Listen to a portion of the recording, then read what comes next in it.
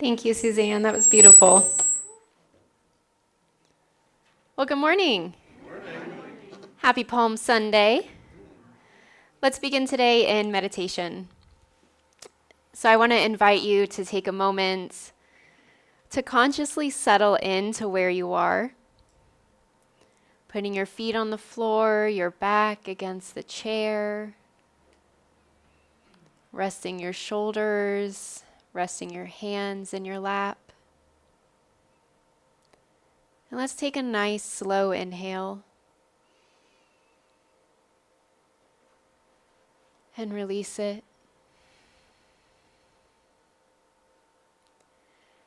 And if you haven't done so already, I invite you to lower your gaze or close your eyes and begin to turn your attention inward.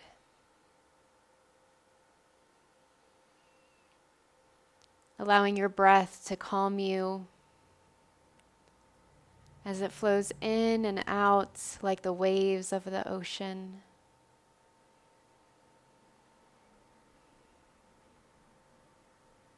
Moving your body,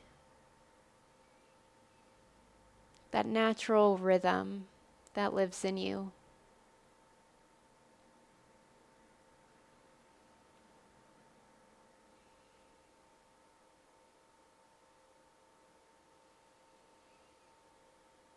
And as you drop into this time of silence, I invite you to let your mind clear.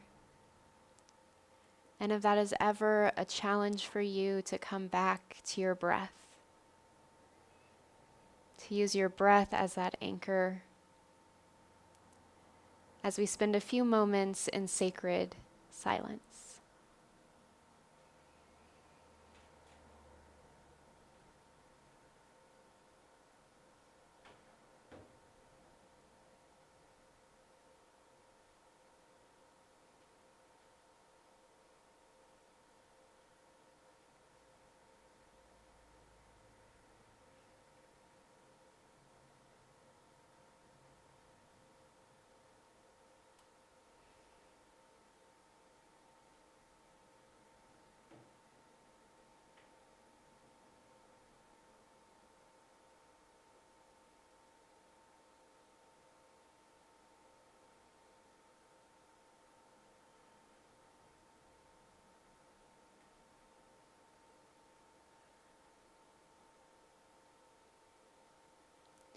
As you continue to let your breath soothe you, as you commune with the divine in this sacred silence, allow your heart to expand,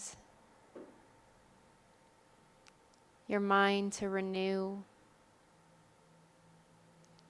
Let's take a deep breath together and release.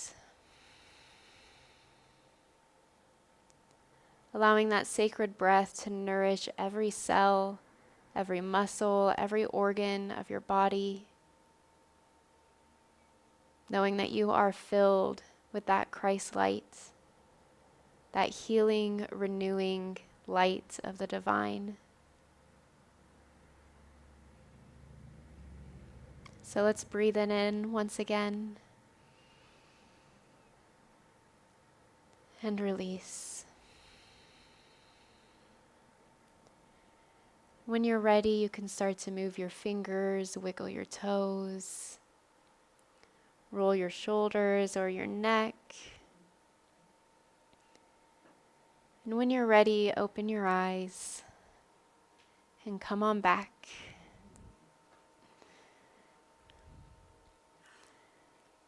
I didn't put anyone to sleep, did I? All right. Well, good morning. So today's Palm Sunday. So picture this. It's Passover, and hundreds and thousands of Jewish people are making the pilgrimage to Jerusalem. Political tensions are very high. You see, Passover celebrates and commemorates the Jewish people's freedom from oppression and slavery in Egypt. And this Passover, in Jerusalem, the holy city, the people are oppressed by the Roman Empire. So the holiday that they're celebrating has specific significance today. Meanwhile, there are high hopes for a Messiah. This is a person who they believe would come with military might, with a sword and a flame to overthrow the Romans, to throw them out of the holy city and establish a new earthly kingdom of Israel. And hopes are high that the Messiah is this rabbi they've been hearing about named Jesus of Nazareth. So this day will forever be known as Palm Sunday. From the west gate, you have Pontius Pilate, who in just a few days' time will condemn Jesus to death. He enters in from that west gate with all of the pomp and circumstance of worldly power. He is on a horseback, he is clad in armor, and all around him there are banners and soldiers.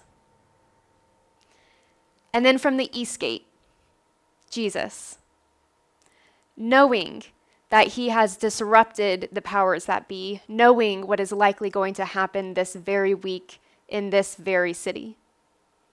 And he walks in, and peace. Not riding a horse, but a donkey. Not surrounded by a militia, but by commoners and peasants. And the people cheer for him. They celebrate him. They wave palm fronds in the air and lay them down beneath his feet.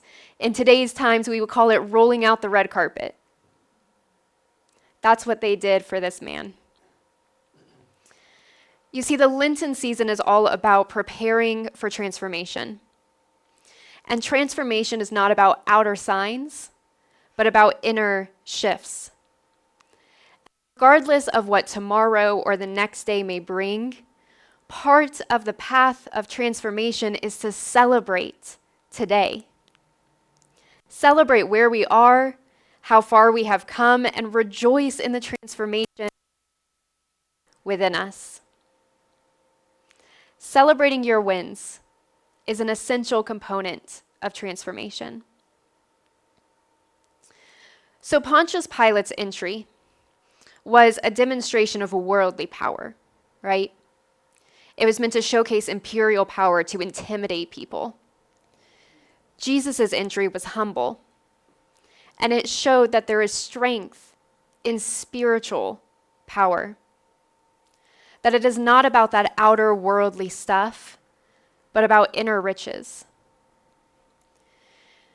Where Pontius Pilate represented the power of domination, Jesus represented the power of self-mastery and dominion. Where Pontius Pilate represented hubris, Jesus represented humility. Where Pilate represented military might, Jesus represented inner spiritual strength. So Palm Sunday is our opportunity to celebrate those wins. And true victory doesn't always look powerful on the outside by the world's standards. True victory, a true win, is that inner peace, that inner alignment of knowing that you are standing in integrity and living the truth of who and what you are and what God has called you to be. And that is worth celebrating. So celebrate those inner shifts. As we're making this journey of transformation, celebrate those changes that you notice happening within you, even if nobody out there can tell any difference. So for example, somebody said something to me and I didn't take it personally. That's a win worth celebrating. I'm finding a little bit more space and forgiveness in my heart when I think about this situation. That is a win worth celebrating. I kept trying, even though I really wanted to give up. That's a win worth celebrating. I set a boundary and then let somebody walk over it the next day, but I said it. And that's a win worth celebrating. I spoke kindly to myself a couple times. That is a win worth celebrating. I think many of us wait to celebrate until we're at the end, until we've arrived, until we're perfect, right? It's almost like that idea of don't count your chickens until they hatch, maybe. But here's the thing. Transformation is never done. You never end up being perfect by the world's standards, but you already are perfect by Spirit's standards right now. We can't wait until we've arrived at some future destination to start celebrating, because spiritual transformation is a process, and celebrating actually helps us transform. So don't wait. Don't wait until the balance in your bank account has more zeros in it to celebrate that you can feel and know you're abundant in so many ways right here today.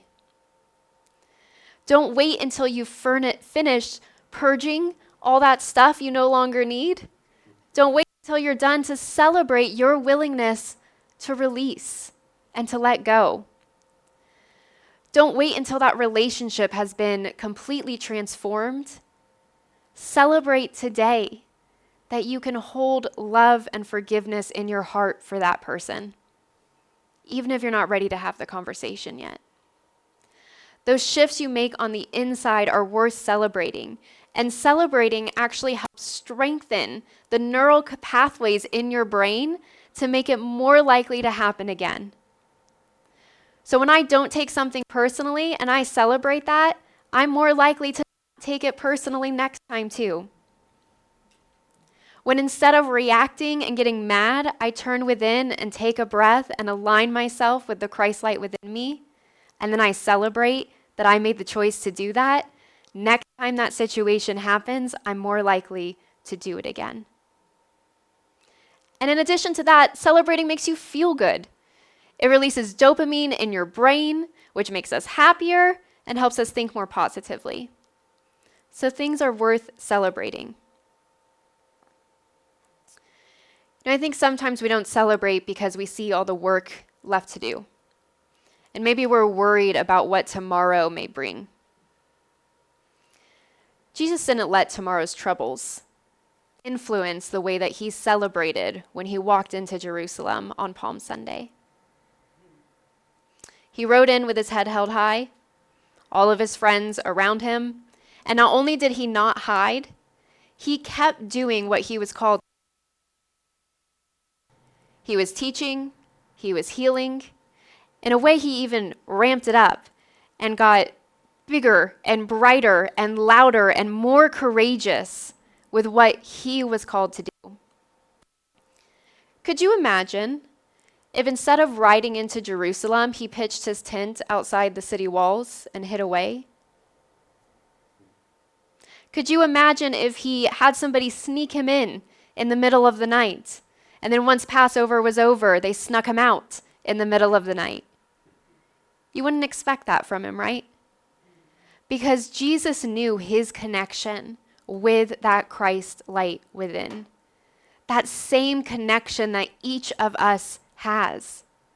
And he knew that the strength from that knowing, the strength that was within him was more powerful to overcome any worldly power.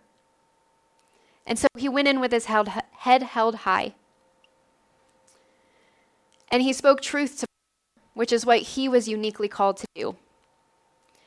In Matthew 23, verses 23 through 28, Jesus says, "Woe to you, scribes and Pharisees, hypocrites." Strong words from Jesus. "You tithe mint, dill, and cumin, and have neglected the weightier matters of the law, justice and mercy and faith." He called people out for displaying the outer signs, but not changing their hearts. He says again, "Woe to you, scribes and Pharisees, hypocrites, for you clean the outside of the cup and plate, but inside they are full of greed and self-indulgence. You blind Pharisee, first clean the inside of the cup, so the outside may also be clean." Do the work inside, and the outside follows naturally. Jesus is talking about how doing kind deeds for others is great, but having a kind heart is even better. And that kind actions will follow naturally from that kind heart. So don't let fear of how people are going to react stop you from doing what you are called to do, to stop you from transforming and making those inner shifts that make you feel more aligned with your true essence. Transformation is not about those outer signs, it's about your. And let's be honest, the world out there will always give us something to fear, won't it? We'll always have a reason to stay small, to stay hidden, and not celebrate our journey of transformation and our spiritual power. They'll always give us something to fear. You remember the Red Scare? Communism? The Cold War? Now it's, will AI take over? What's the stock market going to do? Jesus knew what was coming for him, and yet he celebrated anyways. He didn't let that fear stop him because he knew that that spiritual strength of being in alignment with what you were called to do is stronger than anything out there, that there is nothing to fear. By staying aligned with our Christ light, we don't play by the same rules as the people who would stop us or quiet us or tell us to not be so positive and so loud and so bright and to let our light shine as big as we want to. We don't give in to fear. We don't pull out a sword and fight back. We don't ride in on the horseback of hostility, but on the donkey of peace. Anytime we are able in this world to show up as our full and authentic selves, that is something worth celebrating. Ralph Waldo Emerson said, "To be yourself in a world that's constantly trying to make you into something else is the world's greatest accomplishment." To live from your heart, to transform from the inside out and celebrate who you are and who you are becoming, no matter what anybody out there says, that is something worth celebrating. So honor and celebrate how far you've come, even if the journey isn't over. Don't worry about tomorrow. Tomorrow can take care of itself. Doing what you are called to do each day is a win, so celebrate it. Today I read a news article, and instead of getting anxious and fearful, I prayed, and I affirm that spirit prevails even in this. That's a win. That's worth celebrating. The other reason it's important to celebrate is because what you appreciate appreciates. Gratitude invites more of what you're grateful for into your life. So if you want to continue on this path of transformation, celebrate those shifts that you see yourself making. It not only makes us feel good, but gives us the momentum to continue moving forward. Charles Fillmore, co-founder of Unity, says praise is closely related to prayer. It is one of the avenues through which spirituality expresses itself. Through an inherent law of mind, we increase whatever we praise. The whole creation responds to praise. He goes on to say, you can praise yourself from weakness to strength, from ignorance to intelligence, from lack to affluence, from sickness to health. So what in you are you ready to praise today? If this Lenten season you're on a journey to transform your health, maybe today you celebrate your body and your health and your wholeness today. Maybe your Lenten journey of transformation is about getting rid of self-condemnation and self-judgment and guilt. Maybe you celebrate today that you have dominion over your mind. Maybe you're working to transform the way that you see yourself. Celebrate today the unique, glorious expression of the divine that is you. There's lots of ways to celebrate. Gratitude journal is a really easy one. To write down all those things that you are grateful for, or maybe start it out with, today I am celebrating. Today I am celebrating that I woke up and the sun is shining. Today I am celebrating that my body feels good. Today I am celebrating that I have the opportunity to stick to my boundaries again. Another, look into the mirror, stare into your own eyes, put your hand on your heart and say, I am proud of you. And say it again and again and again until you believe it. Bake yourself a cupcake and eat it mindfully in celebration of whatever made today that you are celebrating. Go buy yourself a congratulations balloon. Why not? Put it in your house, put it in your bedroom, and every time you see that balloon, be reminded that you are celebrating that shift that you made today or this week.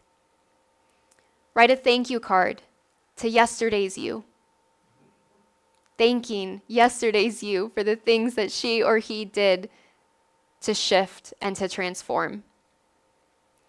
Maybe share your win with a friend and let them celebrate you. Maybe there's lots of palm trees around, I'm sure. Maybe give them a palm frond and let them wave it at you.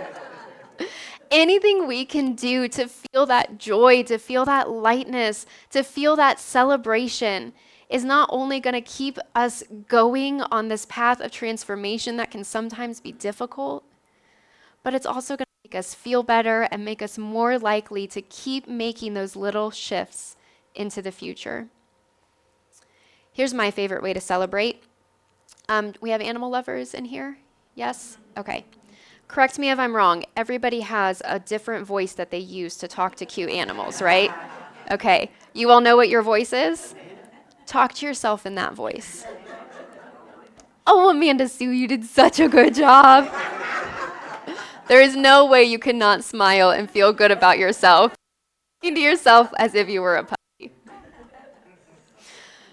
So celebrate your wins today. There's always going to be something to worry about tomorrow. But don't let that stop you from acknowledging the inner growth that you have already done. Don't let it stop you from celebrating your victories. When you pause to celebrate all the ways that you've shown up authentically, that you've acted with integrity, that you've made a shift, responded differently, or grown spiritually, you create more opportunities for transformation. So this week, I want to invite you every day to take a moment to celebrate something. Maybe you responded with patience instead of reactivity. Maybe you chose peace over conflict. Maybe you stood in your truth and were honest even when it was hard to say. Whatever it is, acknowledge it, celebrate it, whichever way you choose, and watch how that energy of appreciation multiplies and expands in your life. Like Jesus entering Jerusalem, your power doesn't come from the stuff out there, but from being true to your highest self, to that Christ light within you, and standing in your truth. And that is always worth celebrating. Thank you.